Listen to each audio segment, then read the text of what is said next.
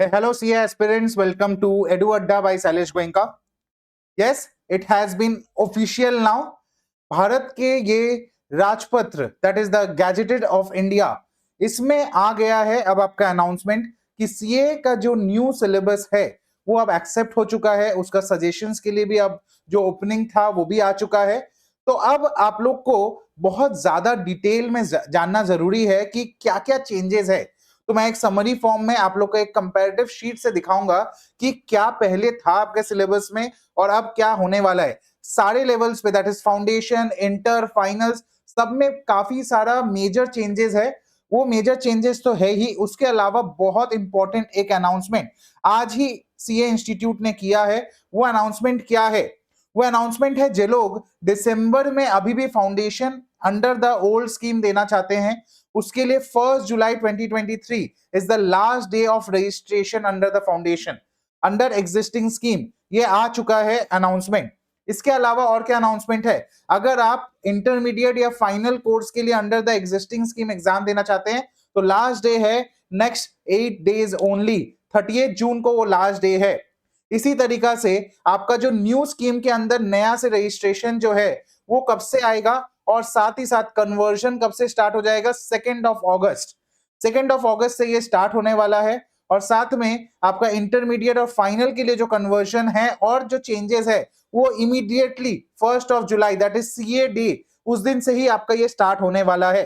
So major जो changes expected थे वैसा ही आ गया है। यहां पर बोल दिया गया है कि न्यू सिलेबस के अंदर जो पहला एग्जाम होगा बच्चों वो होगा जून 24 में फाउंडेशन का और मई 24 में इंटरमीडिएट एंड फाइनल एग्जामिनेशन का। यहां पर आप बहुत क्लियरली देख सकते हैं, ये मेरे स्क्रीन के ऊपर बहुत अच्छे से ये दिया हुआ है।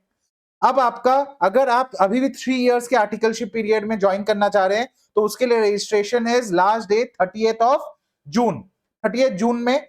और अगर आपका जो बोलते हैं कि हम लोग का अनइंटरप्टेड प्रैक्टिकल ट्रेनिंग 2 इयर्स का जो आ रहा है, जो न्यू स्कीम है, उसके लिए आपको अगर रजिस्टर करना है वो आ जाएगा 1 जुलाई से। अब इसका कुछ बेनिफिट्स भी है तो कुछ उसका ड्रॉबैक्स भी है।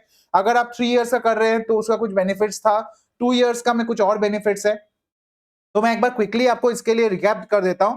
अगर आपका एक भी ग्रुप इंटरमीडिएट का क्लियर है तो आप एग्जिस्टिंग स्कीम में आर्टिकलशिप कर सकते थे और आप ड्यूरिंग द आर्टिकलशिप पीरियड दूसरा ग्रुप का एग्जाम दे सकते थे।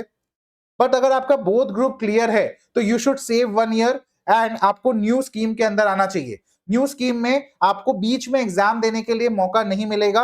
You can only register for the practical training of 2 years after clearing both the groups. आपको बोथ ग्रुप्स क्लियर करने के बाद ही आप कर सकते हैं प्रैक्टिकल ट्रेनिंग। अब तो क्या क्या चेंजेस है एक बार मैं क्विकली आप लोग को बता देता हूं कि जो चेंजेस आया है इसका एक आपका करंट में क्या था और प्रोपोज स्कीम में क्या हो रहा है। Will start quickly with foundation and yes will move on to intermediate and finals as well. जैसे कि आप लोग ने देखा कि क्या नेगेटिव मार्किंग आने वाला है एग्जाम्स में इंटरमीडिएट एंड फाइनल लेवल पे?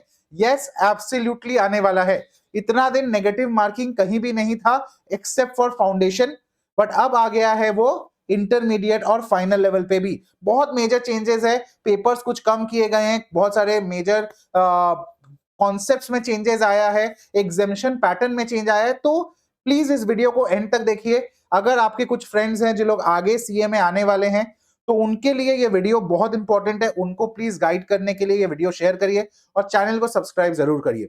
आ जाइए शुरू करते हैं। फाउंडेशन में हमारा जो एग्जिस्टिंग था उसमें 4 ही पेपर थे, बट फर्स्ट पेपर जो है उसमें नाम सिर्फ बदला है, कुछ और अभी तक सिलेबस नहीं आया है, बट इट इज एक्सपेक्टेड कि सिलेबस इंक्रीज किया जाएगा। इंटर में से अकाउंट्स के कुछ चैप्टर्स आपके फाउंडेशन में आ जाएंगे, बिकॉज जैसे कि साइंस स्टूडेंट्स के लिए हमेशा देखा जाता है कि entry level is difficult but exit is easy. उसी तरीके से सीए का करिकुलम को भी कुछ इस तरीके से बनाया जा रहा है कि आपको एंट्री थोड़ा डिफिकल्ट होगा, बट हाँ अगर आप एक बार एंट्री कर गए, इंटरमीडिएट फाइनल तक पहुंच गए तो it will become easy for you to clear it. तो वैसा ही कॉन्सेप्ट लाया जा रहा है। तो इट इज एक्सपेक्टेड कि आपका वहां से सिलेबस कैरी फॉरवर्ड होकर फाउंडेशन में आएगा and it will increase. Next है आपका जो लॉ था 60 मार्क्स एंड बीसीआर था 40 मार्क्स का, तो बीसीआर हटा के पूरी लॉ कर दिया जा रहा है 100 मार्क्स का। तो ऑब्वियसली उधर भी सिलेबस आपका इंक्रीज होगा। मैथ्स और एलआर में कोई भी टाइप का चेंज नहीं किया जा रहा है, इट विल रिमेन 100 मार्क्स का, सिर्फ आपका नाम बदलेगा, बट वो 100 मार्क्स का मैथ्स का पेपर है। पेपर नंबर 4 जो बिजनेस इकोनॉमिक्स एंड बीसीके, जो आपका बीसीके का भी था, दैट इज जो theoretical parts plus business economics जो था, उसको चेंज करके पूरी इकोनॉमिक्स अगेन 100 मार्क्स का ला दिया जा रहा है। जैसे सीपीटी में हुआ करता था पहले, सीपीटी में जिस तरीका से था बच्चों कि 100, वहां पर क्या था 200 मार्क्स था। सीपीटी प्रोग्राम अगर 7-8 साल पहले आपके कोई कजिन है, भैया दीदी हैं जो, या आपके कुछ सीनियर्स हैं जिन्होंने पहले सीपीटी प्रोग्राम से पास किया था फाउंडेशन के पहले, तो वहां पर आपका यही 4 पेपर हुआ करता था, but that was of 200 marks. अब वो बदल के और वो टोटली एमसीक्यू था, अब यहां पर कर दिया गया 4 paper of 100 marks each, 400 marks का आपका एग्जॉस्टिव एग्जाम रहेगा। ये किस लिए किया गया है, क्यों किया गया है?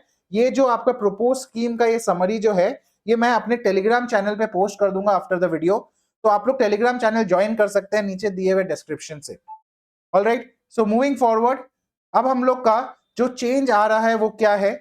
आप लोग को पहले क्या था, रजिस्ट्रेशन आप एक बार कर लिए तो वो 3 इयर्स का वैलिडिटी था और आप उसको अनलिमिटेड टाइम्स रिन्यू कर सकते थे, बट अब जो प्रपोज स्कीम है, आप एक बार रजिस्टर करिए, 4 साल का टाइम रहेगा, उसके बीच में आप एग्जाम क्लियर करिए।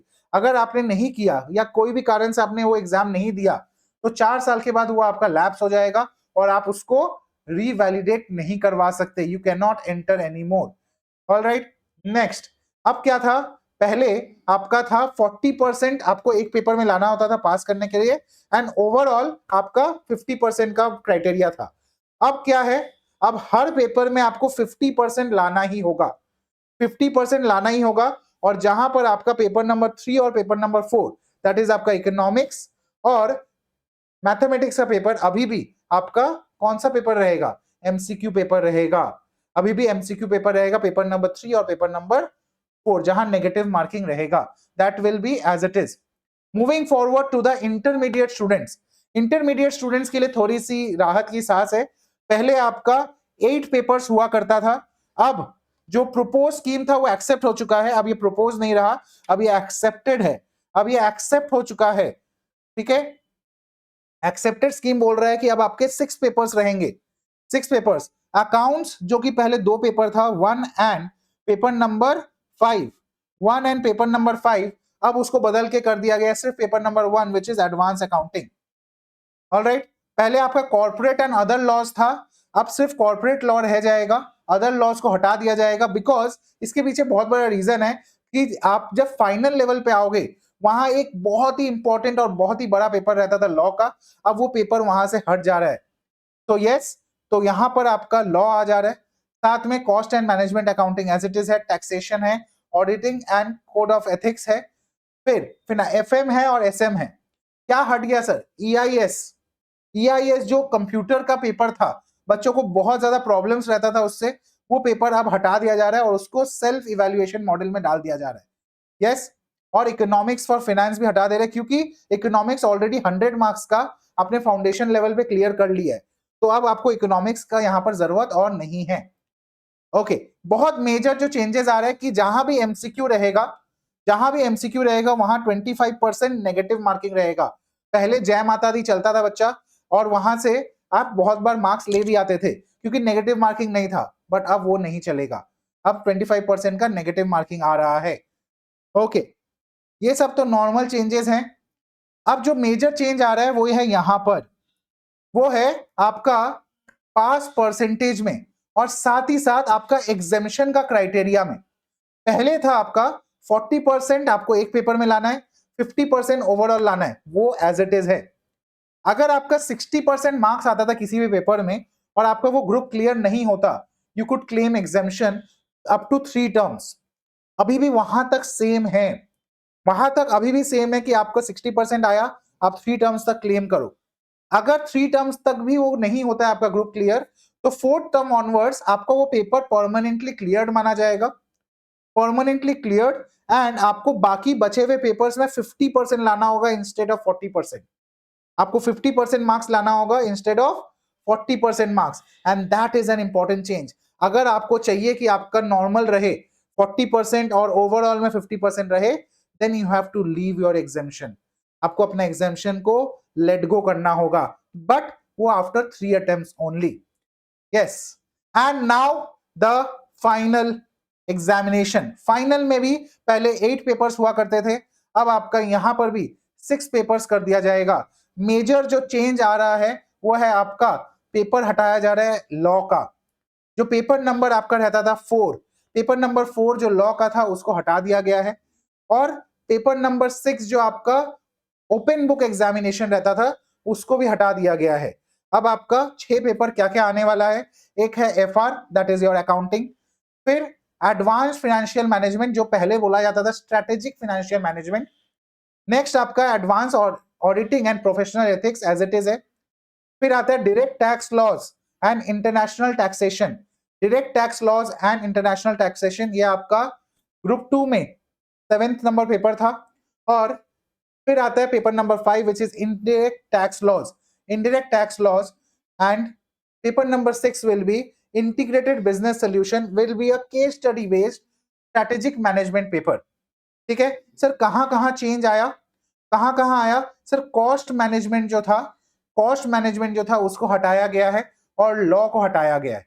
कॉस्टिंग और लॉ को चेंज कर दिया गया है.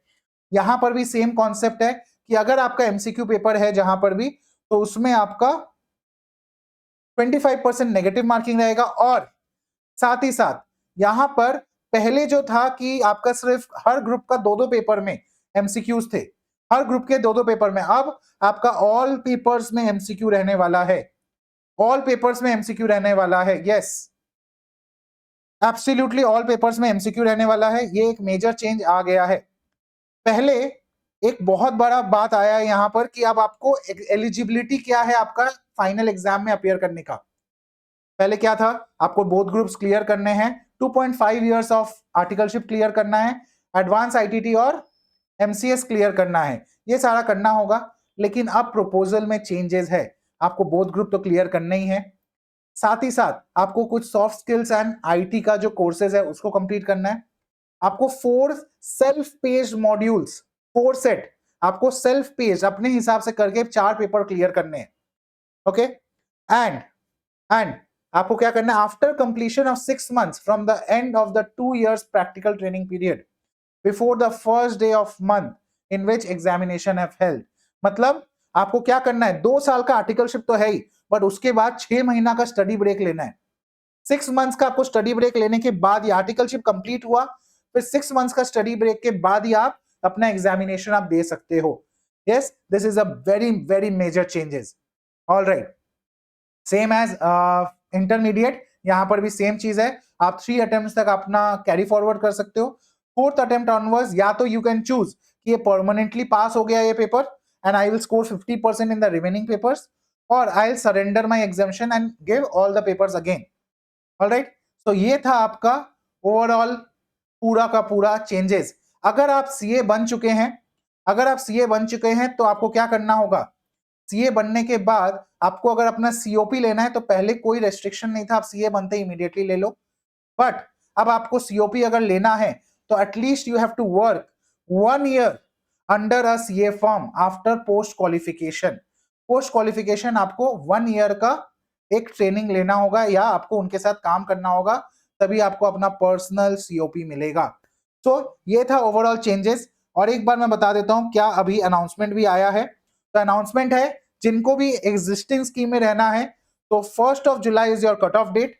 उसके अंदर अंदर आप लोग रजिस्टर कर लीजिए फाउंडेशन के बच्चों, एंड आप दिसंबर में एग्जाम दे सकते हैं. जून ऑनवर्ड्स आपका पूरा का पूरा न्यू स्कीम रहेगा और उसके अंडर में ही चलेगा क्लासेस एंड आपका एग्जाम्स. तो गाइज, हम लोग बहुत जल्द लेके आ रहे हैं आप लोग का फाउंडेशन का बैच, एंड हमारा पूरा टीम रेडी हो रहा है और पूरा नोट्स आप लोग का न्यू स्कीम के अकॉर्डिंगली बनाया जा रहा है, क्योंकि हम लोग दिसंबर बैच को अभी नहीं केटर कर पाएंगे, but yes will cater the June batch.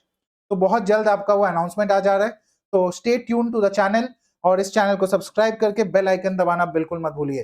पूरा का पूरा ये जो पीडीएफ है, इसका जो समरी चार्ट है, ये पूरा आप लोग को मैं टेलीग्राम चैनल पे दे दूंगा.